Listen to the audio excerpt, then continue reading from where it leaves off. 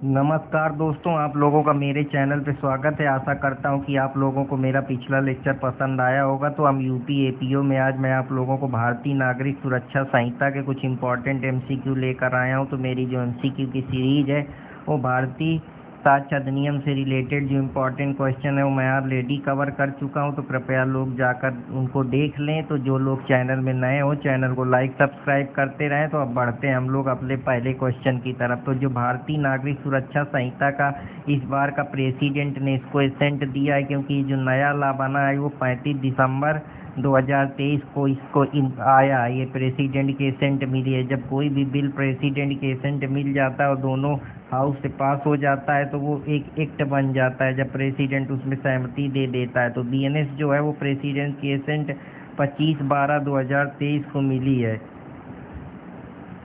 और भारतीय नागरिक सुरक्षा संहिता जो इन्फोर्सिएबल में आई है वो 1 जुलाई 2024 को इन्फोर्स में आई है। बीएनएस में जो टोटल है वो 39 चैप्टर और 531 सेक्शन है। तो जो बीएनएसएस का टोटल डिवाइड है वो सेक्शन 29 चैप्टर आपको इसमें पढ़ने को मिलेंगे और 531 सेक्शन। तो राइट ऑप्शन यहाँ पे डी होगा। तो बीएनएस है वो पूरी तरीके से पूरे इंडिया में लागू होती है, सिर्फ नागालैंड को छोड़ के और ट्राइबल एरिया जहाँ पे कुछ एक्सेप्शन दिए हैं। तो राइट ऑप्शन यहाँ पे ए होगा।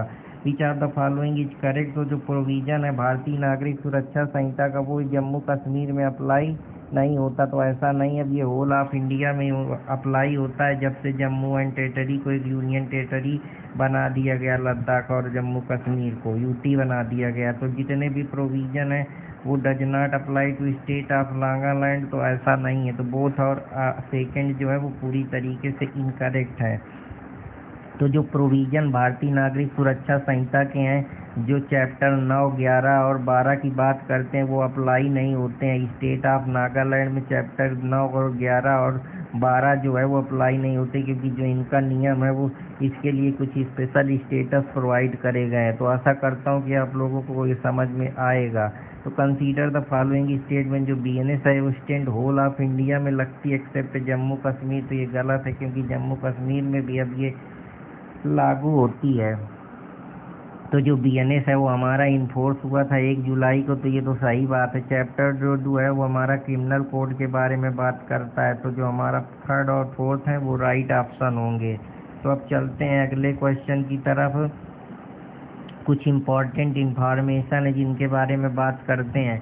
तो जो ट्राइबल एरिया के बारे में दिया गया है वो सेक्शन 1 में भारतीय नागरिक सुरक्षा संहिता में दिया गया है। जो आसाम है वो उसमें प्रेस्क्राइब पैरा 20 जो है वो सेक्शन शेड्यूल 6 जिसके बारे में ट्राइबल एरिया से रिलेटेड मीनिंग दी गई है। अब बेल और बेल बॉन्ड के बारे में समझते हैं। जो बेल है वो डिफाइन किया गया हमारे भारतीय नागरिक सुरक्षा संहिता में सेक्शन 2B में। तो बेल की डिफिनेशन सेक्शन 2B में दिया गया है। बेल जो है वो भारतीय नागरिक सुरक्षा संहिता में एक प्रकार से रिलीज करते हैं जब हम किसी भी पर्सन जो एक्यूज होता है ऑफेंस का, या जो पर्सन सस्पेक्टेड होता है किसी कमीशन ऑफ क्राइम पे, तो हम उसको जो होता है ए एंड बी जो है वो राइट ऑप्शन होगा। बेल जो है वो क्या है, बेल हमेशा हमको कोर्ट के द्वारा या ऑफिसर के द्वारा दी जाती है। तो राइट ऑप्शन ए और डी यहाँ पे होगा। जो बेल बॉन्ड है उसके बारे में जो डिफिनीशन दी गई है सेक्शन 2D बताता है, जो बेल बॉन्ड से रिलेटेड डिफाइन करता है। जो बॉन्ड के बारे में बात की गई है सेक्शन 2E है, जो भारतीय नागरिक सुरक्षा संहिता में बॉन्ड की बात करता है। तो बेलेबल और नॉन बेलेबल के बारे में बात करते हैं। तो जो बेलेबल और नॉन बेलेबल के केसेज है, बेलेबल ऑफेंस और नॉन बेलेबल ऑफेंसेज जो है वो सेक्शन 2C जो इसके बारे में डिफाइन करता है। बेलेबल ऑफेंस वो होते हैं जो बेलेबल ऑफेंस वो होते हैं जो ऑफेंस जिनके हम मैटर ऑफ राइट तरीके से क्लेम कर सकते हैं बेल में। लेकिन नॉन बेलेबल में जो ऑफेंसेज ऐसे होते हैं जिसमें कोर्ट का डिस्क्रिशन जरूरी होता है। बेलेबल ऑफेंस वो वाले ऑफेंसेज होते हैं जो बेलेबल है पहले शेड्यूल में भारतीय नागरिक सुरक्षा संहिता के, या कोई अदर लॉ जब से वो फोर्स में है। तो राइट ऑप्शन यहाँ पे सी होगा। Bailable offence with in the meaning of Bharatiya Nagarik Suraksha संहिता। जो बेलेबल है भारतीय नागरिक सुरक्षा संहिता में जो ऑफेंस जो बेलेबल है फर्स्ट शेड्यूल में उनकी बात करता है, या ऑफेंस जो बेलेबल है any other law for time being. तो right option A and B होगा। नॉन बाइलेबल ऑफेंसेज का मतलब होता है ऐसे बेल जहाँ पे जो बेल है वो डिस्क्रिशनरी है कोर्ट के बेसिस पे। कोर्ट चाहे तो अपने डिस्क्रिशन को यूज करते हुए उस प्रिंसिपल जो बेल के हैं उसको ग्रांट कर सकती है। तो राइट ऑप्शन यहाँ पे बी होगा। तो अब चलते हैं कुछ और इम्पोर्टेंट क्वेश्चन की तरफ, जो काग्निजेबल और नॉन काग्निजेबल केसेस के बारे में दिया गया। सेक्शन 2G जो है भारतीय नागरिक सुरक्षा संहिता को काग्निजेबल की बात करता है। अब काग्निजेबल ऐसे होते हैं जहाँ बिना वारंट के पुलिस अरेस्ट कर सकती, तो ये मामले ज़्यादा सीरियस होते हैं, इसीलिए कि इनकी ग्रेविटी ज़्यादा होती, तो जिस चीज़ की ग्रेविटी ज़्यादा होगी उसको हम मान लेंगे। तो सेक्शन 2G जो है भारतीय नागरिक सुरक्षा संहिता का, वो इसकी बात करता है। तो काग्निजेबल ऑफेंसेस सेक्शन 2G जो है वो ग्रेविटी ज़्यादा, इसी वजह से राइट ऑप्शन यहाँ पे सी होगा। अब काग्निजेबल ऑफेंस की बात करते हैं। जो काग्निजेबल ऑफेंस है वो offence which is police officer में अरेस्ट विदाउट वारंट। जो काग्निजेबल ऑफेंस का मतलब है ऐसे ऑफेंसेज है जहाँ पुलिस बिना वारंट के अरेस्ट कर सकती, तो राइट ऑप्शन बी होगा। Which of the following does not apply to the cognizable offence. तो काग्निजेबल ऑफेंस के लिए कौन अप्लाई नहीं करेगा? तो पुलिस जो इन्वेस्टिगेट कर लेगा बिना ऑर्डर ऑफ मजिस्ट्रेट के, तो वो उस पर नहीं लागू होगा। तो राइट ऑप्शन यहाँ पे ए होगा। काग्निजेबल केसेस में पुलिस के पास ये पावर होता है कि बिना वो वारंट के है किसी भी केस को इन्वेस्टिगेट कर सकती है। तो राइट ऑप्शन यहाँ पे सी होगा। नॉन काग्निजेबल के जो मामले होते हैं वो ज़्यादा बिना ऑर्डर के मजिस्ट्रेट के उनको में हम वो कर सकते हैं। तो नॉन काग्निजेबल के जो केसेज हैं सेक्शन 2O है जो भारतीय नागरिक सुरक्षा संहिता का, उसके बारे में बात करता है। तो सेक्शन 2O जो है भारतीय नागरिक सुरक्षा का, वो नॉन काग्निजेबल ऑफेंसेज की बात करता है जहां पुलिस ऑफिसर के पास कोई अथॉरिटी नहीं होती कि बिना वारंट के वो किसी को अरेस्ट कर सके। नॉन काग्निजेबल केसेस में ये होता है कि पुलिस के पास ये अथॉरिटी होती कि या तो वो जो होता है कि बिना इन्वेस्टिगेशन के मजिस्ट्रेट के ना तो अरेस्ट कर सकता है एक्यूज को बिना वारंट को, तो neither the investigation without the order of magistrate not the arrest accuse without warrant. तो परमिशन जो इन्वेस्टिगेट की जाती है नॉन काग्निजेबल ऑफेंस में, जनरली वो मजिस्ट्रेट जब उसको परमिशन दे देता है तभी हम उन केसों को इन्वेस्टिगेट कर सकते हैं। तो अब हम कंप्लेन की तरफ चलते हैं। जो कंप्लेन होती है वो हमारी जनरली 2H में दी, क्योंकि कंप्लेन क्या होता है, जब कोई हमको हायरेस करता है तभी हम कंप्लेन लिखाने जाते हैं, तो कंप्लेन हमेशा रिटन और ओरल में होती है। तो राइट ऑप्शन यहाँ पे सी होगा। कंप्लेन तब बनाया जाता है जब हम कोई एलिगेशन लगाते हैं किसी के खिलाफ ओरली राइटिंग में, या मजिस्ट्रेट कोई एक्शन लेता है चाहे वो जाने या अननोन हो, या कोई ऑफेंस कमिट हुआ, तो एनी एलिगेशन मेड ओरली या writing to magistrate to take action against known unknown person who has committed the offence. तो राइट ऑप्शन यहाँ पे बी होगा। अब कंप्लेन का किससे रिलेट करती है? कंप्लेन चाहे बाइलेबल केसेस के बारे में हो, काग्निजेबल केसेस के बारे में, चाहे नॉन काग्निजेबल केसेस के बारे में, दोनों में कंप्लेन पास की जा सकती है। तो ए एंड बी जो है वो करेक्ट ऑप्शन होगा। Which of the following statement is not true as per BNS। तो जो कौन सा स्टेटमेंट है जो ट्रू नहीं है भारतीय नागरिक सुरक्षा संहिता के तहत? जो स्टेटमेंट है जो ट्रू नहीं है भारतीय नागरिक सुरक्षा संहिता की कंप्लेन हमेशा नोन पर्सन ओनली भी नहीं कर सकता, अननोन भी कर सकता है, इसलिए यहाँ पे राइट ऑप्शन ए है जो गलत है। The most essential ingredient of complain का यही है कि जो एलिगेशन है ऑफेंस के वो with due to take action, अगर कोई एलिगेशन ऑफेंस का लगाते हैं with due to take action, तो राइट ऑप्शन यहाँ पे डी होगा। तो अब चलते हैं which of the following has been specially excluded from the definition of complaint. कौन है जो पूरी तरीके से एक्सक्लूड कर दिया गया है कंप्लेन के सेक्शन 2H में? तो पुलिस रिपोर्ट को हम नहीं मानते हैं कंप्लेन की श्रेणी में। प्रोटेस्ट रिपोर्ट या जॉइंट कंप्लेन ये सारी आ सकती हैं, लेकिन पुलिस रिपोर्ट नहीं आती है generally. Which one of the following state does not come under the definition of complain. जो पुलिस रिपोर्ट है वो आफ्टर इन्वेस्टिगेशन वो काग्निजेबल ऑफेंस बन जाती है, और पुलिस रिपोर्ट को हम जनरली कंप्लेन की श्रेणी में नहीं रखते हैं। Report made by the police officer in case which disclose the after investigation commission of non cognizable offences के बारे में बात करती है, उसको हम कंप्लेन जनरली डीम्ड कर लेते हैं, मान लेते हैं अगर नॉन NCR के मामले इन्वेस्टिगेशन के बाद।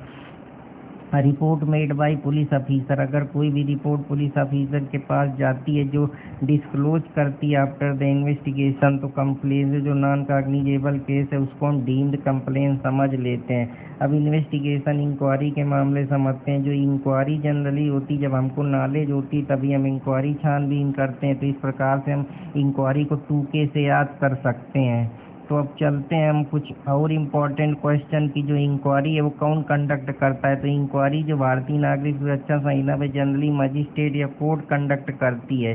इंक्वायरी जो कंडक्ट होती है मजिस्ट्रेट के द्वारा, हम किसी केस का प्राइमा फेसी पहली नज़र में उस केस की क्या इंक्वायरी करते हैं, जांच पड़ताल करते हैं, तो उसी को हम बोलते हैं कि वो प्राइमा फेसी केस है। पहली बार हम जब फेस ऑफ द रिकॉर्ड में केस को पहली बार समझने का प्रयास करते हैं, तो इन्वेस्टिगेशन के बाद इंक्वायरी का जनरली शुरू होता है, फिर चार्ज फ्रेम किए जाते हैं, फिर ट्रायल शुरू होता है। तो इस प्रकार से एक पूरा प्रोसीजर है जो चलता है। Which of the following is correct for inquiry in trial. तो इंक्वायरी के लिए जनरली एक ट्रायल के पहले जो होता है जो मजिस्ट्रेट या कोर्ट के द्वारा की जाती है। इनकरेक्ट रिस्पॉन्ड टू बीएनएस में यही है कि इंक्वायरी जो कंडक्ट होती है फ्रेम ऑफ चार्ज के बाद होती है, नहीं पहले इंक्वायरी कंडक्ट होती है फिर चार्ज बनते हैं। ऐसा नहीं कि चार्ज के बाद इंक्वायरी, चार्ज के बाद जो है वो ट्रायल शुरू किया जाता है। Which of the following is true. तो इंक्वायरी जो है द ट्रायल के पहले कंडक्ट की जाती है मजिस्ट्रेट या कोर्ट के द्वारा। तो राइट ऑप्शन यहाँ पे बी होगा। When the complaint is presented to magistrate, जब हम कंप्लेन मजिस्ट्रेट के पास प्रस्तुत करते हैं, मजिस्ट्रेट के सामने प्रोसीड करते हैं जहाँ पे हम कंप्लेन या विटनेस को, तो मजिस्ट्रेट उसमें क्या वो एक प्रकार से इंक्वायरी को कंडक्ट कर रहा होता है। 2L जो इन्वेस्टिगेशन के बारे में बताता है, क्योंकि हम इन्वेस्टिगेशन में जनरली जांच पड़ताल से रिलेटेड चीज़ें करते हैं या कुछ इंक्वायरी करते हैं। 2L से हम इन्वेस्टिगेशन याद रखते हैं। इन्वेस्टिगेशन जो हमारा भारतीय नागरिक सुरक्षा संहिता में जनरली पुलिस के द्वारा कंडक्ट किया जाता है। जो ऑब्जेक्ट होता है इन्वेस्टिगेशन का वो एविडेंस को मजबूत करना, एविडेंस को कलेक्ट करना एक्यूज के खिलाफ। In respect of investigation provided under section 2L of Bharatiya Nagarik Suraksha संहिता, तो इन्वेस्टिगेशन कभी भी मजिस्ट्रेट के द्वारा कंडक्ट नहीं किए जा सकते, इसलिए इनकरेक्ट ऑप्शन यहाँ पे सी होगा। तो अब चलते हैं हम कुछ और इम्पोर्टेंट क्वेश्चन की तरफ। जो इंक्वायरी है जनरली वो मजिस्ट्रेट के द्वारा कंडक्ट की जाती है। तो ये सारी चीज़ें मैं आप लोगों को पिछले वाले लेक्चर में बता ही चुका हूँ। तो अब हम चलते हैं कुछ और क्वेश्चन की तरफ। जो इन्वेस्टिगेशन है वो जनरली पुलिस ऑफिसर के द्वारा बनाई जाती है, बिल्कुल सही बात है। ऑब्जेक्ट जो पुलिस इन्वेस्टिगेशन का एविडेंस, बिल्कुल सही बात है। इन्वेस्टिगेशन एक प्रकार का जुडिशियल प्रोसीडिंग है, नहीं इन्वेस्टिगेशन जो जुडिशियल प्रोसीडिंग नहीं है। तो 1, 2, 4 यहाँ पे राइट ऑप्शन है। जब मजिस्ट्रेट के पास कोई चीज़ बनाई जाती है तो वो जनरली जो होता है वो बेसिकली हमसे इसमें करेक्टली मैच कौन पूछा है, तो सेकेंड स्टेज जो होती है वो इंक्वायरी की होती है। और judicial proceeding, investigation judicial proceeding का पार्ट नहीं, वो एग्जीक्यूटिव का पार्ट है। इसीलिए 3 और 4 जो है वो राइट ऑप्शन यहाँ पे होगा। With respect to definition of investigation, जब स्पेशल एक्ट में इनकंसिस्टेंट होता है किसी प्रोविजन पे तो हम स्पेशल एक्ट को जनरली प्रिवेल करते हैं। तो राइट ऑप्शन यहाँ पे स्पेशल एक्ट प्रिवेल होगा। With respect to definition of investigation when they are provision, जो स्पेशल एक्ट का इनकंसिस्ट करता है प्रोविजन ऑफ अदर संहिता से, तो वो प्रोविजन जो है वो स्पेशल एक्ट वहाँ पे प्रिवेल करे। तो अब जुडिशियल प्रोसीडिंग की बात करते हैं। तो जुडिशियल प्रोसीडिंग जनरली मजिस्ट्रेट करता है, इसी वजह से हम सेक्शन 2M से जुडिशियल मजिस्ट्रेट को याद कर सकते हैं। Any proceeding during which evidence is taken, जब एविडेंस ओथ पे लिए जाते हैं जनरली तो हम उसको जुडिशियल प्रोसीडिंग बोलते हैं। जुडिशियल प्रोसीडिंग काउंट नहीं, अगर कोई आर्बिट्रेटर हियर कर रहा है तो वो जुडिशियल प्रोसीडिंग का पार्ट नहीं है। It is not a judicial proceeding, अगर मजिस्ट्रेट अपना टेस्ट आइडेंटिफिकेशन परेड कर रहा है तो वो भी जुडिशियल प्रोसीडिंग का पार्ट नहीं है।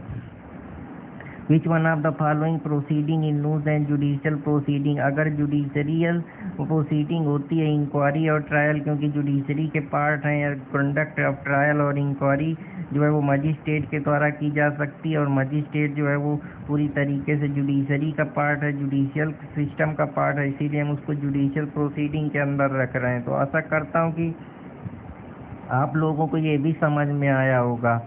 अब समन और वारंट के बारे में समझते हैं। समन के बारे में जनरली क्या होता है, समन हम किसको भेजते हैं, वैसे तो हमको समन याद नहीं होगा तो हम अपनी एक्स को भेज देते हैं फट से समन। तो जब हम अपने एक्स को बुलाते हैं तो हम 2x से इस प्रकार से समन याद कर सकते हैं। तो कुछ छोटी छोटी ट्रिकें हैं जो आपके बहुत काम आएंगी। समन केसेज जनरली वो केसेज होते हैं जहाँ इम्प्रीजनमेंट 2 साल से ऊपर नहीं हो सकता है। अगर 2 साल से नीचे की सजा है एक्सीड नहीं कर रही तो मामला समन केस का है। समन केस वो केस होता है जो वारंट केस नहीं होता है। वारंट केस जनरली जघन्य केस होते हैं, इस वजह से जेड से हम जघन्य तरीके से 2Z से हम वारंट केस याद कर सकते हैं। तो जेड इक्वल टू जघन्य तो वारंट केस 2Z, तो राइट ऑप्शन यहाँ पे सी होगा। A case relating to offence punishable with death, अगर कोई भी अफेंस जो है वो डेथ पनिशेबल या एलाई इम्प्रीजनमेंट से है और उसकी जो सजा है वो 2 साल से ज़्यादा की है तो ऐसे जो मामले हैं वो वारंट केस के अंदर आते हैं। ऑफेंस पनिशेबल विद इम्प्रीजनमेंट, अगर कोई भी अफेंस पनिशेबल है imprisonment for term exceeding 2 year और 2 ईयर से ज़्यादा जो है वो टर्म को एक्सीड कर रहा है तो इस प्रकार के मामले जो हैं वो वारंट केस के अंदर आते हैं। वारंट केस का मतलब होता है ऐसे केसेस जो डेथ और इम्प्रीजनमेंट ऑफ लाइफ से रिलेटेड होते हैं लेकिन वो एक्सीड करते हैं 2 ईयर से, तो राइट ऑप्शन यहाँ पे डी होगा। अब विक्टिम डिफाइन कौन से सेक्शन में करता है, तो जो विक्टिम डिफाइन है भारतीय नागरिक सुरक्षा संहिता का वो सेक्शन 2I, क्योंकि विक्टिम वही होता है जिसको यातना सहनी पड़ती, परेशानियां सहनी पड़ती, तो हम 2I से इस प्रकार से विक्टिम भी याद कर सकते हैं। Which of the following is not correct respect to victim 2I, यही है कि जो विक्टिम है वो कोई सफ़र कर सकता है, लॉस कोई इंजरी कर सकता है, लीगल हेयर गार्जियन भी इंक्लूड हो सकते हैं, लेकिन ऐसा कहीं नहीं दिया कि गार्जियन और लीगल हेयर इंक्लूड होंगे, गार्जियन नहीं इंक्लूड होंगे, तो इस वजह से इनकरेक्ट हमारा सी होगा। विक्टिम का मतलब ही होता है कोई ऐसा पर्सन जो कोई लॉस या इंजरी काज हुआ या ओमिशन करा है या कोई उसके गार्जियन या लीगल हेयर हैं, ये सारे जो हैं विक्टिम के ही पार्ट हैं, तो ऑल ऑफ द डी यहाँ पे राइट ऑप्शन होगा। तो आशा करता हूँ कि आप लोगों को ये भी पसंद आया होगा। तो अब चलते हैं अगले क्वेश्चन की तरफ। Which of following is not correctly match to section 2H harassment complaint सही लिखा है।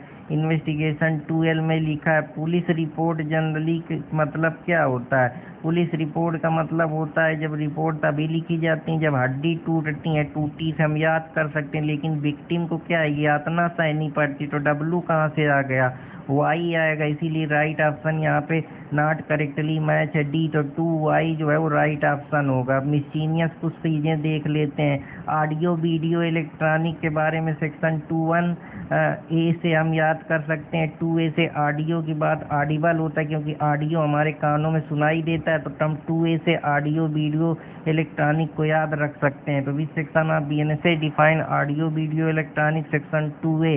विच section of BNS defined electronic communication, जो इलेक्ट्रॉनिक चीज़ें होती हैं वो हमको क्या करती हैं, इलेक्ट्रॉनिक चीज़ों से हमको जब हम इलेक्ट्रॉनिकली कम्युनिकेट करते हैं, कुछ लिखते हैं तो हमको कुछ इन्फॉर्मेशन मिलती है, तो 2I से हम इलेक्ट्रॉनिक कम्युनिकेशन एसोसिएशन बना के याद कर सकते हैं। इलेक्ट्रॉनिक कम्युनिकेशन का मतलब होता है ऐसा कम्युनिकेशन जो रिटन और वर्बल फॉर्म में होता है या वीडियो कंटेंट के जरिए होता है या पिक्चर के माध्यम से होता है। तो इलेक्ट्रॉनिक चीज़ें हमको रिटन में भी मिलती हैं, वर्बली हम भी बोल के कुछ करते हैं, पिक्चर में कुछ वीडियो कंटेंट वाला बीज जो है वो राइट ऑप्शन होगा।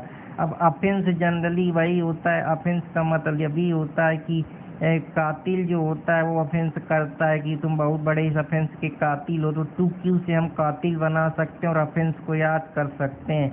तो ये मेरी कुछ की जात की गई खुद की टेक्निक है जो आप लोगों के काम आ सकती है। पुलिस रिपोर्ट में वही है कि रिपोर्ट तभी बनेगी जब हड्डी टूटेंगी, तो 2TT से हम हड्डी याद कर सकते हैं। पुलिस रिपोर्ट का मतलब होता है वो रिपोर्ट जो पुलिस रिपोर्ट 193 में मजिस्ट्रेट के पास भेजती है, उसी को हम पुलिस रिपोर्ट बोलते हैं, जो इन्वेस्टिगेशन कंप्लीशन के बाद दी जाती है। इनके बारे में मैं डिटेल में जब लेक्चर दूँ तो बहुत डिटेल में पढ़ाऊँगा, हालांकि अभी हम यहाँ MCQ के पर्पज़ से समझ रहे हैं तो जल्दी जल्दी चीज़ों को मैं बताने का प्रयास कर रहा हूँ। पब्लिक प्रोसिक्यूटर कहाँ पे दिया है, तो पब्लिक प्रोसिक्यूटर मतलब होता है पब्लिक प्रोसिक्यूटर का काम होता है, क्योंकि जब वो प्रोसिक्यूटर कब आएगा जब किसी चीज़ का वाद होगा, वाद किसका, केस, उसी को हिंदी में बोलते हैं, तो 2V से हम वाद के जरिए पब्लिक प्रोसिक्यूटर को याद कर सकते हैं। पब्लिक प्रोसिक्यूटर सेक्शन 2V में जो है भारतीय नागरिक सुरक्षा संहिता में वो सेक्शन 18 में पब्लिक प्रोसिक्यूटर की बात की, वही पब्लिक प्रोसिक्यूटर होता है जो डायरेक्शन में एक्ट करता है, पब्लिक प्रोसिक्यूटर के person acting under the direction of public prosecutor. तो राइट ऑप्शन बोथ है एंड यहाँ पे होगा। लोकल जुडिक्शन जो हमारा लोकल चीज़ों में ऐसे दिया रहता है, लोकल ऐसे मान लो आसपास के पड़ोस में तो जहाँ पे लोग रहते हैं तो 2n से हम लोकल जुडिक्शन को याद कर सकते हैं। n से अब कुछ वही है जहाँ लोकल नेटिव रहते हैं, तो इस प्रकार आप एसोसिएशन बना के नेटिव से लोकल नेटिव जोड़ के आप हमेशा याद रख सकते हैं। ऑफिसर इंचार्ज, क्योंकि रिपोर्ट कौन बनाएगा पुलिस में बैठ के, ऑफिसर का काम क्या होता है, वही तो रिपोर्ट बनाता है, फर्स्ट इंफॉर्मेशन रिपोर्ट लिखता है एसएचओ। तो 2r से रिपोर्ट के जरिए हम ऑफिसर इंचार्ज याद कर सकते हैं। तो राइट ऑप्शन 2r होगा, तो यहाँ पे सी होगा। तो अब चलते हैं कुछ और इम्पोर्टेंट क्वेश्चन की तरफ। इस सेक्शन ऑफ भारतीय नागरिक सूचना डिफाइन पुलिस स्टेशन। तो पुलिस स्टेशन में हमारे जनरली बात की गई है 2u में, क्योंकि पुलिस जनरली जो स्टेशन होते हैं वहाँ गंदगी होती है, अगली होते हैं, यूराइनल प्रॉब्लम होती है। तो 2u से आप इस प्रकार से पुलिस स्टेशन याद कर सकते हैं। तो राइट ऑप्शन यहाँ पे ए होगा। विच आप following in not match. Inquiry generally जो है वो हमेशा जो नॉट करेक्टली मैच है, तो इसमें कौन सा मैच नहीं है। के में इंक्वायरी है, नॉन कॉग्निजेबल जो केसेज है 2o में है, पुलिस रिपोर्ट में हड्डी टूटती है, पब्लिक प्रोसिक्यूटर में वाद होता है, तो वी होना चाहिए, लेकिन यू है। तो राइट ऑप्शन यहाँ पे डी है जो गलत दिया है। तो इस प्रकार से आप कंप्लेन हमेशा हैरेसमेंट में होती है 2h लगा सकते हैं, इन्वेस्टिगेशन 2i से होती है, इंक्वायरी जनरली हमेशा हमको नॉलेज से मिलती है, विक्टिम हमारा 2i में है, तो ये राइट ऑप्शन कंप्लेन 2h में है, इन्वेस्टिगेशन 2l में है, इंक्वायरी 2k में है, विक्टिम 2i में, तो राइट ऑप्शन बी हो जाएगा। इंक्वायरी हमेशा 2k में है, तो राइट ऑप्शन यहाँ पे सही दिया है। जुडिशियल प्रोसीडिंग मजिस्ट्रेट करता है, ये भी सही दिया है। पुलिस स्टेशन में जो जनरली अगली होते हैं, तो क्यों कहाँ से आ गए, तो इसीलिए गलत है। पब्लिक प्रोसिक्यूटर में वाद होता है, तो राइट ऑप्शन यहाँ पे करेक्टली मैच नहीं है police station. Which of the following statement is correct. कौन सा स्टेटमेंट करेक्ट नहीं है। तो जो वर्ड एक्सप्रेशन यूज किया गया है भारतीय नागरिक सुरक्षा संहिता में, उसकी सेम मीनिंग जो भारतीय नागरिक सुरक्षा संहिता में है और इंफॉर्मेशन टेक्नोलॉजी एक्ट में है। तो ये सारी चीज़ें हैं, तो वो एक्सप्रेशन जो नहीं डिफाइन है उनको भी लेके चलता है। तो राइट ऑप्शन यहाँ पे ए होगा। Which of the following statement is correct. कौन सा स्टेटमेंट करेक्ट है। जो प्रोविजन संहिता में कंटेन है इन्वेस्टिगेशन, इंक्वायरी और ट्रायल के लिए, वो भारतीय नागरिक संहिता में प्रोविजन सच इनैक्टमेंट है। तो राइट ऑप्शन यहाँ पे सी होगा। द स्टुपलेशन रेट ऑल अफेंसेज अंडर भारतीय न्याय संहिता। जितने भी अफेंसेज हैं भारतीय न्याय संहिता के जो हैं वो ट्राई किए जाएंगे according to provision of Bharatiya Nagarik Suraksha संहिता में। वो कंटेन है किस सेक्शन में। तो जितने भी स्टुपलेशन है किसी भी अफेंस को लेकर भारतीय नागरिक संहिता से उनका जो ट्रायल या ट्राइड किए जाएंगे भारतीय नागरिक संहिता में, उसकी जो सेक्शन है वो सेक्शन 4 में दिए गए हैं। सेविंग क्लास है जो सेक्शन 5 में दिया गया है। तो आशा करता हूँ कि आप लोगों को ये भी पसंद आया होगा। अब हम कॉन्स्टिट्यूशन ऑफ क्रिमिनल कोर्टेड और ऑफिसर की बात करते हैं, जो सेक्शन 6 से लेकर 20 तक दिए गए हैं। तो क्लासेज ऑफ क्रिमिनल कोड की बात करते हैं, तो सेक्शन 6 में भारतीय नागरिक सुरक्षा संहिता में क्रिमिनल कोड का विभाजन किया गया है कि कितने क्लासेज में बटी हैं। तो अगला question, beside how code the court establish under other law, how many type. जो कोड हमारे भारतीय नागरिक सुरक्षा संहिता में है वो 4 प्रकार की कोड के बारे में बात की गई है। विच section of Bharatiya Nagarik Suraksha Samhita high code को क्रिमिनल कोड माना गया है। हाई कोड को क्रिमिनल कोड सेक्शन 6 के तहत माना गया है।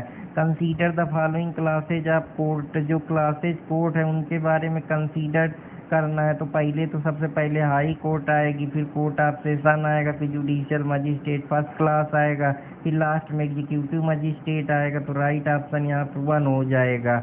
तो अब विच of the following in not classes of criminal code. तो क्रिमिनल कोड के अंदर कौन कौन सी जो चीज़ें हैं वो डिफाइन नहीं है। तो high court which of the following not classes of criminal code है स्पष्ट भारतीय नागरिक सुरक्षा संहिता के तहत पे क्रिमिनल कोड की परिभाषा में न तो केवल कोर्ट ऑफ सेशन आती है, न रेवेन्यू कोर्ट आता है, न हाई कोर्ट आता है। तो राइट ऑप्शन यहाँ पे डी होगा। Which of the following code present CRPC has been remove in the BNSS। जो पहले CRPC में दिया था, अब मेट्रोपॉलिटन मजिस्ट्रेट जो है वो कोड को हटा दिया गया है। भारतीय नागरिक सुरक्षा संहिता में मेट्रोपॉलिटन मजिस्ट्रेट का काम नहीं है। तो अब हम टेरिटोरियल जुडिक्शन की बात करते हैं। टेरिटरी का मतलब होता है जो हमारे आसपास की जो चीज़ें डिवीज़न किया गया है हमारी, तो उसको हम टेरिटोरियल डिवीज़न बोलते हैं। टेरिटरी का मतलब है कि जो हम अपने यहाँ पूरी जो हमारी टेरिटरी है, जैसे कि हमारा कितना इलाका है उस डिवीज़न में, तो भारतीय नागरिक सुरक्षा संहिता में टेरिटोरियल डिवीज़न की ये जो डिवीज़न है लॉ से रिलेटेड या क्रिमिनल कोड से रिलेटेड, वो सेक्शन 7 उसके बारे में बात करता है। Who can alter the limit of territorial division का कौन अल्टर कर सकता है उसकी लिमिट को या डिस्ट्रिक्ट को, तो ये स्टेट गवर्नमेंट के पास पावर है जब वो हाई कोर्ट से कंसल्ट कर लेगी। तो who can alter the limit of territorial division and district state government after the consultation with high court. तो अब चलते हैं अगले क्वेश्चन की तरफ, जो कोर्ट ऑफ सेशन की बात करता है। तो जो कोर्ट ऑफ सेशन के बारे में भारतीय नागरिक सुरक्षा संहिता डील करता है, सेक्शन 7 का जो है वो उसके बारे में बात करता है कोर्ट ऑफ सेशन के बारे में, किसके पास अथॉरिटी है कि कोर्ट ऑफ सेशन डिस्ट्रिक्ट में बताया। तो ये अथॉरिटी स्टेट गवर्नमेंट के पास है कि वो डिस्ट्रिक्ट में कोर्ट ऑफ सेशन का निर्माण करे। विच of the following is true, state government जो है वो कोर्ट ऑफ सेशन को इस्टेब्लिश करे। सेक्शन 8 सब क्लास 2 में भारतीय नागरिक सुरक्षा संहिता में यही कहा गया कि एक कोर्ट ऑफ सेशन होगी जो जज के द्वारा अपॉइंट किया जाएगा, जो हाई कोर्ट के जज के द्वारा अपॉइंट किया जाएगा, जो प्रिसाइडिंग जज होगा। तो राइट ऑप्शन यहाँ पे बी होगा। जज जो होगा कोर्ट ऑफ सेशन का वो अपॉइंट किया जाएगा हाई कोर्ट के द्वारा। The court of session shall be ordinary held, section 8 में वही है कि ऐसे प्लेसेस पे जो कोर्ट ऑफ सेशन को हेल्ड किया जाएगा जहाँ प्लेस में हाई कोर्ट नोटिफिकेशन में स्पेसिफाई करे या जनरल कन्वीनियंस हो पार्टी का या कंसेंट हो जो प्रोसिक्यूशन और एक्यूज के बीच में कि वो अपना केस यहाँ पे डिस्पोज कराना चाहता है। तो राइट ऑप्शन बी होगा। एडिशनल सेशन जज जो है वो अपॉइंट किया जाएगा हाई कोर्ट के द्वारा। जो एसजे होंगे एडिशनल सेशन जज वो अपॉइंट किए जाएंगे हाई कोर्ट जो उस कंसर्न स्टेट की होगी। तो अब चलते हैं अगले क्वेश्चन की तरफ। कौन डिस्ट्रीब्यूट करेगा बिजनेस एडिशनल सेशन जज को। तो जो सेशन जज है वो किस तरीके से काम कराना है उसके बारे में पूरा उनका क्या काम है, क्या बिजनेस है, उसका डिस्ट्रीब्यूशन है जो सेशन जज करेगा। इन अब्सेंस ऑफ सेशन जज, अगर सेशन जज नहीं है तो एडिशनल सेशन जज के पास पावर है कि वो अर्जेंट एप्लीकेशन डील कर सकता है। तो ये जो सारी चीज़ें हैं वो चीफ जुडिशियल मजिस्ट्रेट के बारे में ये सारी बात करता है कि अगर सेशन जज एडिशनल सेशन जज नहीं है तो अर्जेंट एप्लीकेशन में चीफ जुडिशियल मजिस्ट्रेट उनको देख सकता है। अब कोर्ट ऑफ जुडिशियल मजिस्ट्रेट की बात करते हैं। तो जो जुडिशियल मजिस्ट्रेट के बारे में कोर्ट दी गई है उसका अपॉइंटमेंट जुडिशियल मजिस्ट्रेट का वो सेक्शन 9 में दिया है। कौन इस्टेब्लिश करेगा जुडिशियल मजिस्ट्रेट को डिस्ट्रिक्ट में। जुडिशियल मजिस्ट्रेट को डिस्ट्रिक्ट में जो है वो state government consultation with high court के जरिए लाएगी। Who will establish the court of judicial magistrate in a district। तो स्टेट गवर्नमेंट जो कंसल्टेशन हाई कोर्ट के साथ लाएगी। अब प्रिसाइडिंग ऑफिसर जो कोर्ट का होगा जुडिशियल मजिस्ट्रेट का वो कौन अपॉइंट करेगा। प्रिसाइडिंग ऑफिसर जो हाई कोर्ट के होंगे जुडिशियल मजिस्ट्रेट को उनको हाई कोर्ट लाएगा। Who will appoint the presiding officer of the court of judicial magistrate, high court करेगा। कौन से सेक्शन में चीफ जुडिशियल मजिस्ट्रेट की बात की गई है। चीफ जुडिशियल मजिस्ट्रेट के बारे में सेक्शन 10 बताता है। चीफ जुडिशियल मजिस्ट्रेट को कौन अपॉइंट करेगा, हाई कोर्ट अपॉइंट करेगी सीजीएम को। एडिशनल जो सीजीएम होगा उसको उसके पावर वही पावर होंगे जो उसको डायरेक्ट करेगा हाई कोर्ट। अब सब डिविजनल मजिस्ट्रेट को कौन अपॉइंट करेगा, जो एसडीएम होगा एसडीएम को भी हाई कोर्ट अपॉइंट करेगा। विच of the following section of businesses deal with special judicial magistrate. जो स्पेशल जुडिशियल मजिस्ट्रेट होगा वो सेक्शन 11 में उसके बारे में बात की गई है। तो अब चलते हैं अगले क्वेश्चन की तरफ। तो जो स्पेशल जुडिशियल मजिस्ट्रेट होगा वो अपॉइंट कितने साल के लिए होगा। जो स्पेशल जुडिशियल मजिस्ट्रेट होगा वो कम से कम 1 साल के लिए अपॉइंट होगा।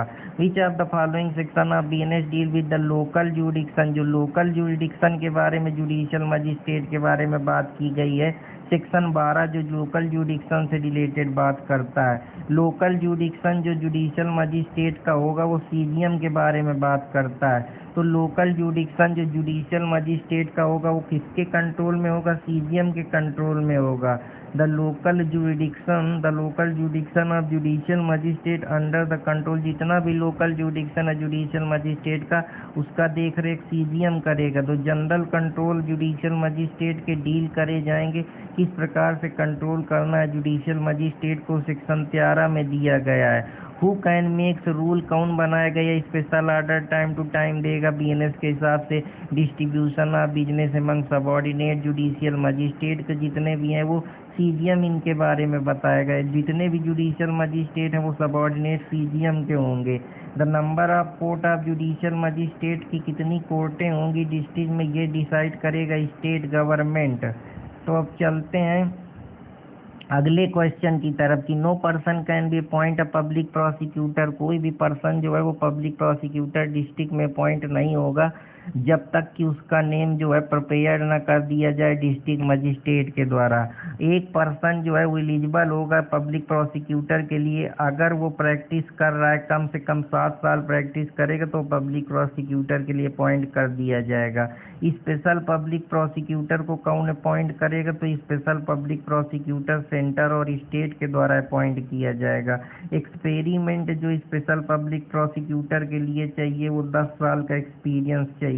सेक्शन 19 जो है वो भारतीय नागरिक सुरक्षा संहिता प्रोविजन दिया है, असिस्टेंट पब्लिक प्रोसिक्यूटर की बात करता है। जहाँ असिस्टेंट पब्लिक प्रोसिक्यूटर नहीं अवेलेबल है वहाँ डिस्ट्रिक्ट मजिस्ट्रेट किसी भी इंसान को 14 दिन के नोटिस से स्टेट गवर्नमेंट के बाद असिस्टेंट पब्लिक प्रोसिक्यूटर घोषित कर सकता है। पुलिस ऑफिसर अगर कोई अपॉइंट किया जाता है असिस्टेंट पब्लिक प्रोसिक्यूटर, तो वो जो उसकी रैंक होगी वो इंस्पेक्टर से नीचे नहीं होगा और वो पार्ट नहीं लेगा इन्वेस्टिगेशन में। तो राइट ऑप्शन यहाँ पे डी होगा।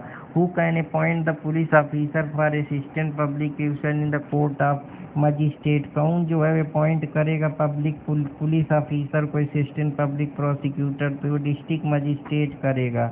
तो आशा करता हूँ कि आप लोगों को ये भी पसंद आया होगा। अब डायरेक्टरेट ऑफ प्रोसिक्यूशन के बारे में समझते हैं। जो डायरेक्टरेट ऑफ प्रोसिक्यूशन के प्रोविजन है वो सेक्शन 20 में भारतीय नागरिक सुरक्षा संहिता में इनके बारे में दिया गया है। जो डायरेक्टरेट ऑफ प्रोसिक्यूशन है वो इस्टेब्लिश किया जाएगा स्टेट और डिस्ट्रिक्ट के द्वारा, जो है वो इसको इस्टेब्लिश किया गया है। डायरेक्टरेट ऑफ प्रोसिक्यूशन जो है वो फंक्शन करेगा किसके एडमिनिस्ट्रेटिव कंट्रोल में, तो जो होम डिपार्टमेंट है उसके उस पे डायरेक्टरेट ऑफ प्रोसिक्यूशन वर्क करेगा। Person shall be eligible be to appoint deputy director of prosecution, जो कब अपॉइंट करा जाएगा, जो कम से कम 15 साल की प्रैक्टिस करेगा उसको deputy director of prosecution appoint किया जा सकता है।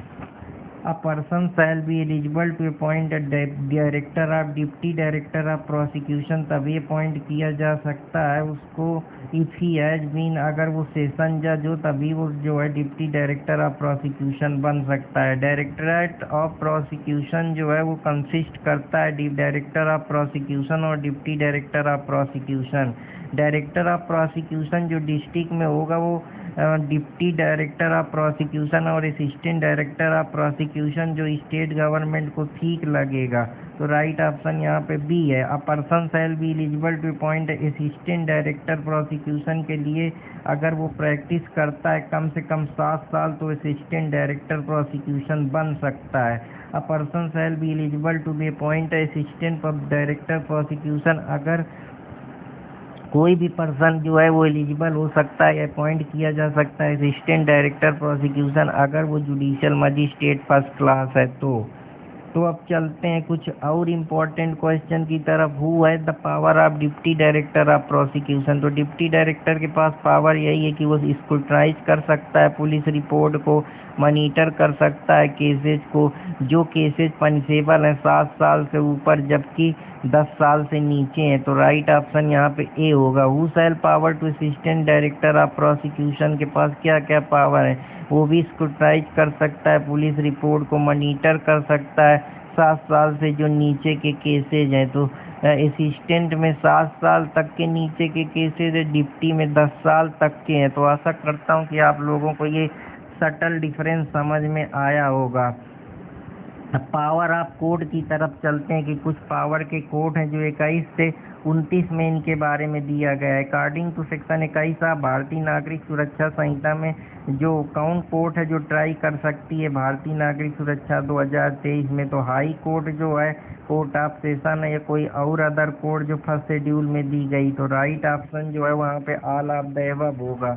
अकॉर्डिंग टू सेक्शन 21 भारतीय नागरिक सुरक्षा संहिता विच ऑफ फॉलोइंग कोर्ट में भी try offences under any other law. तो कौन से सेक्शन 21 में जो भारतीय नागरिक सुरक्षा संहिता के हैं कोर्ट ऑफेंस को ट्राई कर सकती है, जो मेंशन कोर्ट लॉ में मेंशन है, या हाई कोर्ट में जो चीज़ें हैं, या कोई और कोर्ट जो है उसको ऑफेंस मानती है फर्स्ट शेड्यूल जो में ट्राइबल है। तो all of the above is right option यहाँ पे होगा। अब चलते हैं कुछ और क्वेश्चन की तरफ। Which one of following section of BNSS जो डील करता है सेंटेंस ऑफ हाई कोर्ट के सेंटेंस के बारे में बताता है, ये कोर्ट ऑफ सेशन में कौन पास करेगा कितनी सेंटेंस। तो सेक्शन 22 है जो सजा दे सकता है उसके बारे में भी डील करता है कि हाई कोर्ट और कोर्ट ऑफ सेशन के पास सेंटेंस से रिलेटेड पावर है। Which of the following sentence of high court pan pass, जो हाई कोर्ट है कोई भी सेंटेंस पास कर सकता है जो लॉ उसको एथराइज करती है। तो अब चलते हैं अगले क्वेश्चन की तरफ। जो आर्डर है लाइफ इम्प्रीजनमेंट का वो पास किया जा सकता है सेशन जज के द्वारा। तो जो लाइफ इम्प्रीजनमेंट से रिलेटेड आर्डर है वो सेशन जज के द्वारा पास किए जा सकते हैं। Which of the following sentence में भी पास बाई सेशन जज और एडिशनल सेशन जज के द्वारा कितना सेंटेंस पास किया जा सकता है। तो कोई भी सेंटेंस जो है सेशन जज और एडिशनल सेशन जज दे सकता है, जिसको बाद में अब बस एक चीज़ में है कि अगर डेथ को देता है तो उसको हाई कोर्ट का कंफर्मेशन कराना जरूरी है। Which of the following section of Bharatiya Nagarik Suraksha Sanhita deal with the sentence with magistrate pass. अगर मजिस्ट्रेट कोई सेंटेंस पास करता है तो उसको कौन से सेक्शन में दिया है, सेक्शन 23 में दिया है। चीफ जुडिशियल मजिस्ट्रेट कम से कम 7 साल तक की सजा पास कर 7 साल से ऊपर नहीं पास कर सकता है। तो impression for term not exceeding 7 year, fine और एनी अमाउंट है बोथ। जो सीजीएम होता है चीफ जुडिशियल मजिस्ट्रेट, वो जो सेंटेंस है वो 7 साल तक ही पास करता है। मजिस्ट्रेट फर्स्ट क्लास के पास 3 साल की सजा पास करने का अधिकार है। जो जुडिशियल मजिस्ट्रेट फर्स्ट क्लास है उसके पास कम से कम 3 साल नॉट एक्सीडिंग 3 साल इम्प्रीजनमेंट प्लस 5,000 का जुर्माना प्लस कम्युनिटी सर्विस। तो राइट ऑप्शन यहाँ पे ए होगा। तो अब चलते हैं अगले क्वेश्चन की तरफ। जो कम्युनिटी सर्विस कहाँ पे दिया है, तो कम्युनिटी सर्विस जनरली जो है वो एक्सप्लेनेशन 23 जो है उस पर कम्युनिटी सर्विस के बारे में बताया कि कम्युनिटी सर्विस का मतलब जो एक ऐसी छोटी मोटी सर्विस होती है जहाँ पे हम किसी भी अपराधी को उससे कुछ कम्युनिटी से कोई काम करवाते हैं, लेबर करवाते हैं या पकौड़ा तलवाते हैं, उसको पैसा नहीं देते हैं उसको उसके ताकि वो अपने पाप का प्रायश्चित कर सके और कम्युनिटी को सर्व कर सके जिस कम्युनिटी पर उसने अपराध करा, ताकि उसको लज्जा फील हो। तो इस वजह से एक्सप्लेनेशन सेक्शन 23 जो है वो सी उसकी बात करता है। कम्युनिटी सर्विस का मतलब होता है ऐसा वर्क जो कोर्ट ऑर्डर करती है किसी भी कन्विक्ट को कि वो पनिशमेंट के फॉर्म में परफॉर्म करे जिससे कम्युनिटी को कोई बेनिफिट मिले और उसके बाद उसको कोई रिमनरेशन नहीं मिलेगा। तो राइट ऑप्शन यहाँ पे ए होगा। मजिस्ट्रेट सेकेंड क्लास 1 साल तक की सजा इम्प्रीजनमेंट दे सकता है और 10,000 तक का जुर्माना लगा सकता है। तो the court of magistrate second class जो सेंटेंस वो पास कर सकता है फाइन नॉट एक्सीडिंग 10,000। तो राइट ऑप्शन यहाँ पे डी होगा। मजिस्ट्रेट फर्स्ट क्लास में जो है वो इम्पोज कर सकता है मैक्सिमम फाइन जो है 50,000 की जो है वो फाइन लगा सकता है। Which of the following section of BNSS provide sentence of imprisonment for decades in default of fine. जो डिफॉल्ट ऑफ फाइन की बात मजिस्ट्रेट की गई है सेक्शन 24 में की गई। इम्प्रीजनमेंट अगर डिफॉल्ट ऑफ फाइन का बारे में इम्प्रीजनमेंट अगर तुम नहीं पेमेंट कर पा रहे हो डिफॉल्ट कर रहे हो तो जो सब्सटेंटिव सेंटेंस तुम्हारे इम्पोज हुए हैं उसके एडिशन में लगाई जाएगी। तो राइट ऑप्शन जो है वो बी होगा। तो अब चलते हैं अगले क्वेश्चन की तरफ। Which of the following of BNS is relate to sentence in case of several offence. अगर हम किसी को भी कन्विक्ट करते हैं सेवरल ऑफेंसेज में जो कई ऑफेंस करा है तो एक ही ट्रायल में तो सेक्शन 25 उसके बारे में बात करता है। Under BNS imprisonment in default of the payment of fine, अगर हम पेमेंट ऑफ फाइन में डिफॉल्ट करते हैं तो एडिशनल जो सब्स्टेंटिव सेंटेंस इम्पोज है, तो राइट ऑप्शन ये होगा। या अगर कन्विक्शन पर्सन का सेवरल ऑफेंस वन ट्रायल में होता है और no case shall be such person sentenced to imprisonment, लेकिन वो 20 साल से ज़्यादा उसको सज़ा नहीं मिल सकती है। When person is convicted in one trial और टू और मोर ऑफेंसेज एंड कोर्ट जो सेंटेंस देगी या सेवरल पनिशमेंट प्रेस्क्राइब करेगी तो वो कम्पिटेंट इन्फ्लिक्ट, तो कोर्ट ये कंसीडर करेगी कि वो जो पनिशमेंट है वो कंकरेंटली या कंजिक्वेंटली रन करेगा, वो उसके ग्रेविटी ऑफ ऑफेंस पे बेस्ड होगा।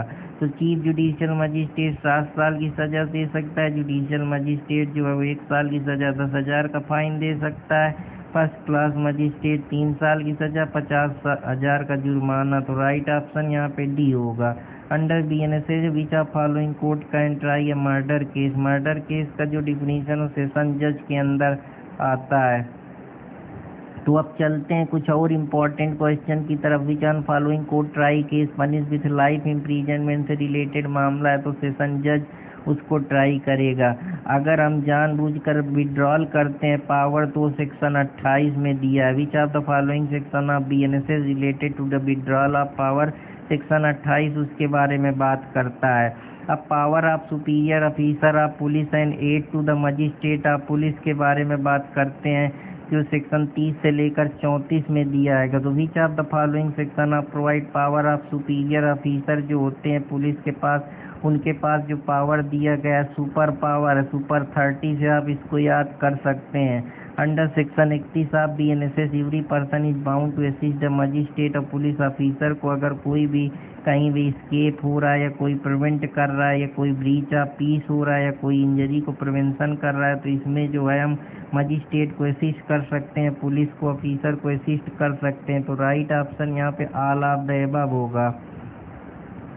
Which of the following section of Bharatiya Nagarik Suraksha Sanhita provide public to give information की पब्लिक जो है वो इन्फॉर्मेशन दे कुछ ऑफेंसेस को पुलिस ऑफिसर को, तो सेक्शन 33 में इसके बारे में दिया गया है। एवरी पर्सन जो अवेयर है कमीशन ऑफ क्राइम से या उसकी इंटेंशन कोई और पर्सन की कि वो कुछ कमिट करना चाह रहा है तो वो इन्फॉर्मेशन दे सकता है इन मामलों में। अगर 148, 54, 189, 309, 312 तो right option all of the above.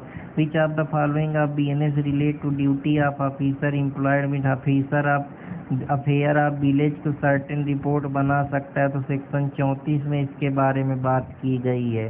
तो अब चलते हैं अगले क्वेश्चन की तरफ। तो जो प्रोक्लेम्ड अफेंडर है 34(2) सब क्लास 2 में दिया गया जो प्रोक्लेमेशन अफेंडर की बात करता है कि ऐसा अफेंडर जिसको कोर्ट या अथॉरिटी या टेरिटरी में जो पूरी तरीके से वो कोई भी ऑफेंस कमिट करता है, जो ऑफेंस पनिशेबल है 10 साल से ऊपर या इम्प्रीजनमेंट जो है वो लाइफ और डेथ हो सकती है। तो राइट ऑप्शन यहाँ पे ए है। अब हम अरेस्ट एंड पर्सन की बात करते हैं जो सेक्शन 35 से लेकर 62 तक अरेस्ट के प्रोविजन दिए गए हैं। तो अरेस्ट जो है वो पर्सन को कवर करता है। चैप्टर 5 में अरेस्ट की बात की गई है। Under which section of BNS police officer can arrest, जो पुलिस ऑफिसर है वो किसी को भी अरेस्ट कर सकती है बिना वारंट के। ये सेक्शन 35 इसके बारे में बात करता है। सेक्शन 35 जो भारतीय नागरिक सुरक्षा संहिता का है वो ये बताता है कि कब पुलिस है जो किसी को बिना वारंट के अरेस्ट कर सकती है। पुलिस में arrest without warrant any person जब वो कोई पुलिस ऑफिसर के सामने अपराध कमिट कर रहा है या वो प्रोक्लेम्ड ऑफेंडर है, तो right option A and B होगा। अंडर BNSS पुलिस ऑफिसर में अरेस्ट एनी पर्सन, किसी भी पर्सन को बिना ऑर्डर के मजिस्ट्रेट के अरेस्ट कर सकती है अगर वो कॉग्निजेबल ऑफेंस कमिट कर रहा है या वो प्रोक्लेम्ड ऑफेंडर है या जो ड्यूटी पुलिस परफॉर्म कर रही है उसको ऑब्स्ट्रक्ट कर रहा है। तो इन सारे सर्कमस्टेंसेज में तो आशा करता हूँ कि आप लोगों को ये भी समझ में आया होगा। When can police arrest a person without warrant, कब जो है वो पुलिस पर्सन को बिना वारंट के अरेस्ट कर सकती है, जब कॉग्निजेबल के ऑफेंस कर रहा हो या प्रोक्लेम्ड ऑफेंडर हो या आर्म फोर्स डिसर्टर हो, तो right option all of the above होगा। अब पुलिस ऑफिसर जो है वो अरेस्ट कर सकती है किसी को भी जो एक्यूज है किसी भी ऑफेंस का, अगर वो कोई भी ऑफेंस फर्दर ऑफेंस कर रहा है या प्रॉपर इन्वेस्टिगेशन केस में जो है वो नहीं वो कर रहा है या प्रिवेंट कर रहा है टेम्परिंग ऑफ एविडेंस, तो ऑल ऑफ द एबव जो राइट ऑप्शन है। अब पुलिस ऑफिसर के पास अगर रीजनेबल सस्पिक्शन है कि के है जो मर्डर केस में इन्वॉल्व है, तो वो बिना वारंट के तुरंत के को अरेस्ट कर लेगी। विच of the following police officer में अरेस्ट अ पर्सन, कौन कौन से मामलों में है जो पुलिस ऑफिसर किसी पर्सन को विदाउट वारंट अरेस्ट कर लेती है अगर उसको सस्पिशन लगता है या कोई डिसर्ट आर्म फोर्स का है, तो कोई भी पुलिस ऑफिसर किसी भी इंसान को अरेस्ट कर सकती है। In order to arrest a person who is reasonably, अगर लगता है सस्पेक्शन है कि ये आर्म फोर्स ऑफ यूनियन या पुलिस ऑफिसर, तो वो प्रायर परमिशन जब किसी से नन ऑफ द एबव, तो राइट ऑप्शन यहाँ पे जो है वो डी होगा, क्योंकि मामला सस्पेक्शन का इस केस में उसके पास पूर्ण अधिकार है। If a person fail to comply the term of notice, अगर कोई भी पर्सन फेल हो जाता है जो नोटिस उसके अपीयरेंस की सेक्शन 35 सब क्लास 3 में भारतीय नागरिक सुरक्षा संहिता में दी गई है, जहां वो आइडेंटिफाई करने में खुद से पुलिस जो है वो अनविलिंग महसूस करती है, तो जो सब्जेक्ट आर्डर हैं पास किए गए हैं कॉम्पिटेंट कोर्ट के इस बिहाल पे, तो वो अरेस्ट कर सकती है अगर कोई ऑफेंस मेंशन है नोटिस में, तो राइट ऑप्शन यहाँ पे ए होगा। अंडर सेक्शन 35 सब क्लास 7 में ये बताया गया है कि जो कोई भी जो अरेस्ट है, no arrest can be made in certain cases, कोई भी अरेस्ट नहीं किया जा सकता बिना परमिशन के ऑफिसर के, अगर वो ऑफिसर जो है वो डिप्टी सुपरिटेंडेंट से नीचे है। 35 सब क्लास 7, राइट ऑप्शन इज यहाँ पे सी होगा। No arrest shall be made, कोई भी अरेस्ट जो है वो मेड नहीं किया जा सकता बिना प्रायर परमिशन के, अगर वो डिप्टी सुपरिटेंडेंट ऑफ पुलिस से बिलो रैंक का है, जो पनिशेबल, अगर वो लेस देन 3 ईयर की सजा है, पर्सन जो है वो इन्फर्म है या 60 ईयर ऑफ एज है, तो उस पर हम ये कह सकते हैं कि उसका अरेस्ट नहीं मेड हो सकता जब तक कि permission deputy superintendent of police ना दे दे, और वो जो अपराध है वो 3 साल से कम का हो और पर्सन जो इन्फर्म हो 60 ईयर ऑफ एज हो, तो राइट ऑप्शन यहाँ पे ए होगा। तो अब चलते हैं अगले क्वेश्चन की तरफ। Which section of BNS prove that person concern with non cognizable offences again whom the complain as credibly information receive हुई और ये रीजनेबल सस्पिक्शन एग्जिस्ट हुआ है कि जो है वो उसके खिलाफ नॉन कॉग्निजेबल ऑफेंस में वो कंसर्न है, तो 35 सब क्लास 2 इसके बारे में बात करता है। विच section of BNS provide arrest of person, अगर वो अपना नाम देने से मना कर रहा है या एड्रेस करने से रिफ्यूज कर रहा है, अपना नाम और एड्रेस देने से रिफ्यूज कर रहा है, तो पुलिस अरेस्ट कर सकती है सेक्शन 39 के तहत। अब procedure of arrest and duty of officer की बात करते, तो जो procedure of arrest and duty of officer के बारे में वो सेक्शन 36 उसके बारे में बात करता है। Which of following in not a necessary requirement proper procedure, जो अरेस्ट का है तो पुलिस ऑफिसर को इन्फॉर्म करना पड़ेगा अरेस्ट पर्सन को, और जो right of legal council through out the interrogation, तो ये नहीं है।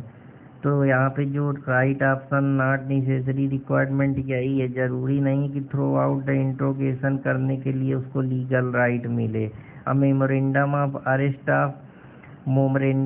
अरेस्ट ऑफ पर्सन जो है पर require to be sign and attested by one member of, जो उसके फैमिली या मेंबर है उसके लोकालिटी का जो काउंटर साइन करे अरेस्टेड पर्सन को, तो राइट ऑप्शन यहाँ पे डी होगा। If the memorandum of arrest is not attested by the member of family, then the police officer making the arrest shall inform the person arrested, तो वो जो relative या friend है या और अदर पर्सन नेम है उनको इन्फॉर्म करेगा उसके अरेस्ट के बारे में, तो राइट ऑप्शन यहाँ पे बी होगा। तो अब अगले क्वेश्चन की तरफ चलते हैं। Which of section establish the police control room, तो जो पुलिस कंट्रोल रूम के बारे में बात करता है वो सेक्शन 37 बात करता है। तो पुलिस कंट्रोल रूम जो बनाए जाते हैं जहाँ से पूरे उनके बायोडाटा होता है, पुलिस उसको उनको सबको कंट्रोल करती। पीसीआर जो पूरी पुलिस व्यवस्था होती, कहाँ कितनी पुलिस लगाना है, कहाँ कौन से थाने में कितनी भेजनी, कौन जगह की उसका भेजना है, उसका जो पूरा बायोडाटा होता है, पूरा एक पुलिस कंट्रोल रूम होता है। कैसे पुलिस को जिला में कंट्रोल करना है, ये सब पूरी बात जो है सेक्शन 37 पे दी है। अंडर सेक्शन 37 आप भारतीय नागरिक सुरक्षा संहिता जो स्टेट गवर्नमेंट है वो इस्टेब्लिश करती है control room, police control room. इनके काम जो है स्टेट गवर्नमेंट जो है वो डिस्ट्रिक्ट लेवल पे करती है, तो राइट ऑप्शन यहाँ पे डी होगा। अंडर सेक्शन 37 आप BNSS को जो स्टेट गवर्नमेंट है वो डिजिग्नेट कर सकती है किसी भी पर्सन को जो officer below the rank of assistant sub inspector of police में है, जो इंफॉर्मेशन नेम और एड्रेस ऑफ पर्सन के अरेस्टेड के बारे में बात करता है, तो ये राइट ऑप्शन यहाँ पे असिस्टेंट सब इंस्पेक्टर पुलिस होगा।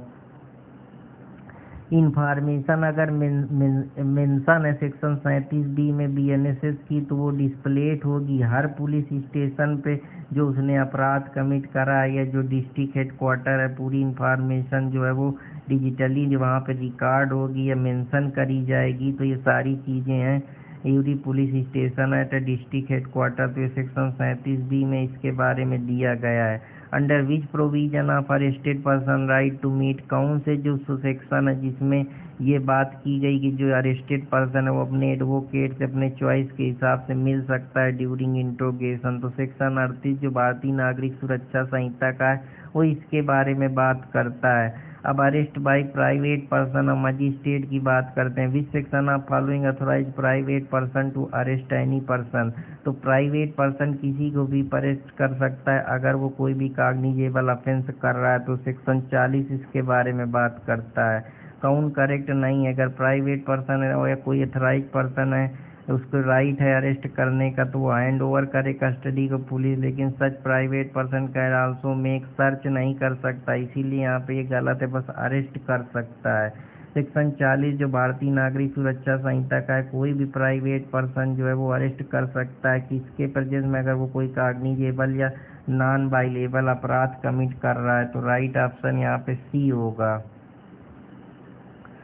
अब चलते हैं अगले क्वेश्चन की तरफ। When the private person arrest any offender, अगर किसी भी अरेस्ट करता है प्राइवेट किसी भी अफेंडर को और उसको मेक ओवर कर देता है उस पर्सन को पुलिस के पास, तो अगर कोई रीजनेबल बिलीव है कि अफेंडर जो है वो प्रोविजन 35 सब क्लास 1 में आता है, तो पुलिस ऑफिसर उसको कस्टडी में ले सकती है। The purpose of criminalise to prevent crime, ये सही बात है, लेकिन सर्टेन केसेस में even private person can arrest, तो both A and true and R is the correct explanation of B, तो जो ए है वो बी का करेक्ट एक्सप्लेनेशन बता रहा है, तो राइट ऑप्शन यहाँ पे ए होगा। अब मजिस्ट्रेट अरेस्ट कर सकता है किसी भी पर्सन को, ये सेक्शन 41 में दिया है। Magistrate in his presence one murder took place during his morning walk, में टाल रहा है एक मर्डर कहीं कमिट हुआ, तो क्या वो अरेस्ट कर सकता है कल्प्रिट को? बिल्कुल कर सकता है। मोमरेंडम ऑफ अरेस्ट के बारे में 36 में दिया गया। डिस्ट्रिक्ट पुलिस कंट्रोल रूम 37 में दिया गया। प्राइवेट पर्सन अरेस्ट कर सकता है 40 में दिया गया। मजिस्ट्रेट अरेस्ट कर सकता है 41 में दिया गया है। तो अब चलते हैं अगले क्वेश्चन की तरफ। Which of the following is incorrect, तो magistrate can arrest person, police person can arrest, police person can arrest, तो नन ऑफ द अबव जो है वो इनकरेक्ट है, यहाँ सारे करेक्ट हैं।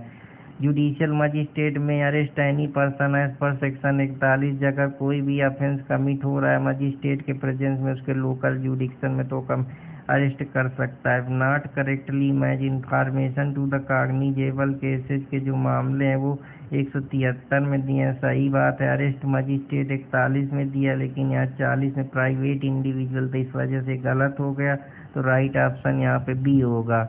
Who is the given the protection from arrest under section 42, जो सेक्शन 42 में जो प्रोटेक्शन दिया गया है अरेस्ट का, वो मेंबर ऑफ आर्म फोर्स को दिया गया। अगर वो अपनी ऑफिशियल ड्यूटी को डिस्चार्ज कर रहे हैं तो सेंट्रल गवर्नमेंट से सैंक्शन लेना जरूरी है। हाउ अरेस्ट इज मेड, ये किस सेक्शन में दिया है, कैसे अरेस्ट मेड हो गए, सेक्शन 43 बताता है। In making the arrest of police officer और person making arrest are not touch confined body, अगर सबमिशन है तो उसके बारे में ये बात करता है। तो अब हम चलते हैं अगले क्वेश्चन की तरफ। बोथ ए एंड बी है जो करेक्ट है। Which of the following section of BNSS prohibit the male police officer को रोकता है कि वो मेल की बॉडी को टच न करे जब वो अरेस्ट कर रहा हो। तो इसका जो प्रोविजो है सेक्शन 43 सब क्लास 1 जो है इसके बारे में बात करता है। अब कौन सा स्टेटमेंट रॉन्ग है उसके बारे में बात करते हैं। अगर कोई पर्सन फोर्सली किसी को रिसिस्ट करता है कि वो अरेस्ट से भाग जाए या बच जाए जो तो पुलिस ऑफिसर उसकी डेथ काज कर सकता है रिस्पेक्टिव आप कोई भी ऑफेंस कमिट करा हो। तो ये गलत है। वो उसको रोकने के लिए नेसेसरी फोर्स का यूज कर सकता है, लेकिन ये नहीं कि कोई भी अपराध छोटा मोटा उसमें भी उसकी डेथ काज कर देते। ये इस वजह से गलत है। Which of the following section of BNS provide police officer में यूज हैंड कैप। जो पुलिस ऑफिसर है वो किसी को भी हथकड़ी लगा सकता है जब वो अरेस्ट कर रहा है, लेकिन उसके ये ध्यान में रखते हो कि उसकी नेचर और ग्रेविटी कितनी है। तो ये सेक्शन 43 सब क्लास 3 है जो इसके बारे में बात करता है। According to BNSS, for what offense, crime and circumstances of police officer may be use handcuff while arresting a person। जब वो हैबिचुअल ऑफेंडर है या टेररिज्म के मामले हैं, ड्रग रिलेटेड मामले हैं, तो इन सारे मामलों में हैंडकैप का यूज यही किया जा सकता है। Power to search a place, अगर मान लीजिए कोई प्लेस पे सर्च करना है तो अरेस्टेड पर्सन के तो सेक्शन 44 में दिया गया है। In order to arrest a person from within the apartment one person is arrested reasonable believe to have enter the police officer authority so arrest may demand person resign the apartment free intend therefore all reasonable facility for the search by such police officer. तो right option यहाँ पे A होगा। अब चलते हैं अगले question की तरफ। विच फॉलोइंग BNS प्रोविजन ये बताता है कि पर्सन अगर अरेस्ट हुआ है तो वो उसको जो सब्जेक्ट है उसको रिस्टेन नहीं किया जा सकता है अगर वो प्रिवेंट करे जिससे एस्केप। तो सेक्शन 46 उसके बारे में बात करता है। Right of arrested person, which of the following section of BNS provide that Yuri police officer और अदर पुलिस अरेस्ट पर्सन जो है विदाउट वारंट के अगर फुल पार्टिकुलर ऑफेंस के बारे में बात करता है कि अपने जिसने वो अपराध करा वो कौन सा ऑफेंस उसका फुल पार्टिकुलर दे तो सेक्शन 47 उसकी बात करता है। राइट ऑफ बेल के बारे में, ग्राउंड ऑफ अरेस्ट के बारे में 47 सब क्लास 2 बात करता है। विच section of BNS impose obligation person के ऊपर लगाता है कि मेकिंग अरेस्ट टू इन्फॉर्म जो उसके रिलेटिव हैं उनको बताए, वो सेक्शन 48 उसके बारे में बात करता है। Which section impose obligation upon the magistrate before home such person satisfying से द रिक्वायरमेंट जो 48 ये तो है वो पूरी तरीके से कंप्लाई किए गए हैं 48(4) में। Indicate the correct statement regarding the right of arrestee, the particular offence के बारे में इन्फॉर्म करे, उसके फ्रेंड के का नेम जो है या उसके बारे में उसको इन्फॉर्म करे, मेडिकली एग्जामाइन करे, लेकिन एडवोकेट प्रेजेंट रहेगा थ्रू आउट सेशन में, ये कहीं नहीं दिया है। तो correct statement right option 1, 2 and 4 जो है वो सही है। अब चलते हैं अगले क्वेश्चन के। जो Yuri police officer the making arrest, जो पुलिस ऑफिसर अरेस्ट कर रहा है वो इंफॉर्मेशन दे अरेस्ट से रिलेटेड जो अरेस्ट पर्सन उसके फ्रेंड और फैमिली को। तो राइट ऑप्शन यहाँ पे सी होगा। सर्च हम अरेस्टेड पर्सन के उस पर कर सकते हैं। ये कौन से सेक्शन में दिया? Which on following section of BNS provide search of arrested person, और सेक्शन 49 उसके बारे में बात करता है। सीजर ऑफ ऑफेंसिव वीपन के बारे में सेक्शन 50 बात करता है। अब मेडिकल प्रैक्टिशनर को अगर पुलिस ऑफिसर के उससे एग्जामिनेशन हम एक्यूज का कराना चाहते हैं तो वो सेक्शन 51 में दिया है। Which of the following section of BNS provided person of female shall be examined under the supervision of female registered medical practitioner के हिसाब से ही फीमेल को एग्जामिन किया जाएगा। ये एक सेक्शन 51 सब क्लास 2 बात करता है। जो रिक्वेस्ट एग्जामिनेशन की सेक्शन 51 में मेड की जा सकती है वो एनी पुलिस ऑफिसर के द्वारा की जा सकती है। 51 सब क्लास 3 जो संहिता है रिपोर्ट एग्जामिनेशन ऑफ एक्यूज का वो फॉरवर्ड किया जाएगा इन्वेस्टिगेटिंग ऑफिसर को। एग्जामिनेशन जो 51 में examination blood stain, semen, swab, sweat, hair, number, finger, nail, modern DNA इन सब चीज़ों के बारे में बात करता है। Which of the following section of BNS provide the examination of person? जो एग्जामिनेशन ऑफ पर्सन के बारे में भारतीय नागरिक सुरक्षा संहिता बात करता है, वो एक्यूज जो रेप का है मेडिकल प्रैक्टिशनर में सेक्शन 52 उसके बारे में बात करता है। सेक्शन 52 जो है वो भारतीय नागरिक सुरक्षा संहिता का ये बात करता है कि when person is arrested on the charge of committing rape, जब कोई पर्सन अरेस्ट किया जाता है रेप कमिट करने में, तो अरेस्टेड जो है वो एग्जामिन मेडिकल प्रैक्टिशनर के पास भेजा जाता है, ताकि जो मेडिकल प्रैक्टिशनर है वो गवर्नमेंट हॉस्पिटल जो रन किया जा रहा है या कोई हॉस्पिटल अगर नहीं है लोकल अथॉरिटी में, तो radius of 16 kilometre where the offence has been committed, तो राइट ऑप्शन यहाँ पे ए होगा। Registered medical practitioner conduct examination जो है वो सेक्शन 52 में प्रिपेयर की जाएगी। उसकी रिपोर्ट जो नेम और एड्रेस एक्यूज का क्या है, इंजरी कौन सी सस्टेन हुई है, एज एक्यूज की क्या है, मार्क ऑफ इंजरी क्या है, तो राइट ऑप्शन यहाँ पे डी होगा। Which of the following factor of medical practitioner can omit in report under section 52, कौन से उसमें जो है मेडिकल प्रैक्टिशनर ओमिट कर दिया रिपोर्ट सेक्शन 52 में। आइडेंटिफिकेशन मार्क जो एक्यूज का है उसके बारे में जनरली ओमिट होता है रिपोर्ट में, नेम होता है उसका, मार्क ऑफ इंजरी होती है, डीएनए प्रोफाइलिंग की रिक्वायरमेंट होती है, ये सारी चीज़ें होती हैं। Under which section of BNS arrested person to examine by government medical officer के द्वारा अरेस्टेड पर्सन एग्जामाइन होगा जैसे ही वो अरेस्ट किया जाएगा। सेक्शन 53 मेडिकल ऑफिसर जो है रजिस्टर्ड मेडिकल प्रैक्टिशनर है वो अरेस्टेड पर्सन के रिकॉर्ड करेगा, उसका एग्जामिनेशन करेगा कि इसको कोई इंजरी तो नहीं है, कोई मार्क ऑफ वायलेंस तो नहीं है, किस टाइम में इंजरी इन्फ्लिक्ट हुई है, तो बोथ ए एंड बी जो है वो राइट ऑप्शन होगा। Which section of Sanhita provided is shall be duty having custody to reasonable care and health and safety accused की सही रहे, और सेक्शन 56 उसके बारे में बात करता है। A person arrested by police officer may kept in the custody 24 घंटा से ज़्यादा हम पर्सन को अरेस्टेड को नहीं रख सकते हैं। Which of the BNS provider police should report the apprehension of executive district magistrate को रिपोर्ट दे अप्रहेंशन की शंका होने की वजह से, वो सेक्शन 59 में दिया। रिपोर्ट जो पर्सन अरेस्टेड हुआ है विदाउट वारंट के shall be given officer in charge of police station, या तो डीएम को दो या एसडीएम को दो या जो डायरेक्ट डीएम मजिस्ट्रेट करे उसको। Which of following is correct, the person arrested by police officer without warrant shall be taken before the magistrate के बिना तुरंत विदाउट डिले ले जाओ। Which of the following is correct, the police officer is not bound to give information about arrest, ऐसा नहीं है, police को देना पड़ेगा। अदर रिस्पेक्ट जो अरेस्ट से रिलेटेड है। आइडेंटिफिकेशन ऑफ अरेस्टेड पर्सन की बात सेक्शन 54 करता है। आइडेंटिफिकेशन परेड जो है वो इन्वेस्टिगेशन से संबंधित है। टेस्ट आइडेंटिफिकेशन परेड जो है officer in charge of police station के द्वारा किया जाएगा, कंडक्ट किया जाएगा, डायरेक्ट किया जाएगा। तो अब चलते हैं अगले क्वेश्चन की तरफ।